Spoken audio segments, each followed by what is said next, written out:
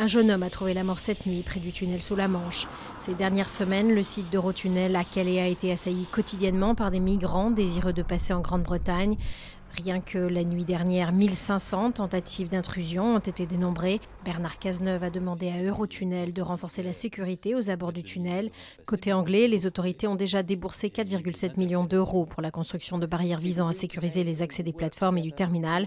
La ministre britannique de l'Intérieur a annoncé hier une rallonge de 10 millions d'euros supplémentaires. Laurent Fabius est arrivé à Téhéran pour une visite purement diplomatique. Le ministre des Affaires étrangères a transmis une invitation de François Hollande à son homologue iranien Hassan Rouhani à se rendre à Paris en novembre. Accusé d'avoir été dur lors des négociations sur le nucléaire, Laurent Fabius a rappelé que la France avait eu une attitude constante, ferme, constructive. Non au robot tueur, s'alarment plusieurs milliers de chercheurs et de personnalités, dont le célèbre Stephen Hawking. Décrite comme la troisième révolution dans la pratique de la guerre après la poudre et les armes nucléaires, ces armes autonomes choisissent et frappent des cibles sans intervention humaine.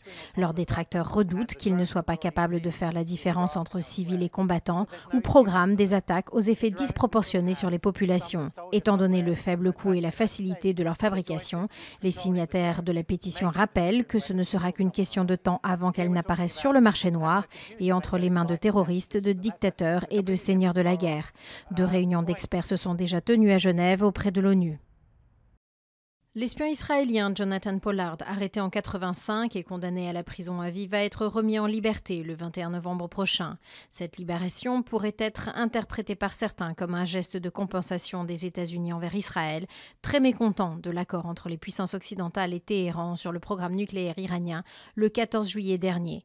Analyste civil du renseignement à la Navy durant 18 mois, Pollard avait 31 ans lors de son arrestation à Washington, près de l'ambassade d'Israël, où il tentait de se réfugier.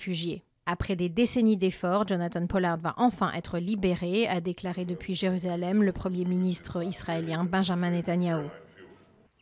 Cécile le lion n'est plus. Vedette du parc Hwange au Zimbabwe et célèbre pour sa crinière noire, il a été abattu par un riche dentiste américain grâce à des intermédiaires locaux qui doivent comparaître aujourd'hui. Le lion aurait été attiré hors du parc avant d'être chassé grâce à une carcasse attachée à un véhicule. Au Zimbabwe, la chasse n'est autorisée que dans les réserves privées et suivant certains quotas, mais pas dans les parcs nationaux comme Hwange.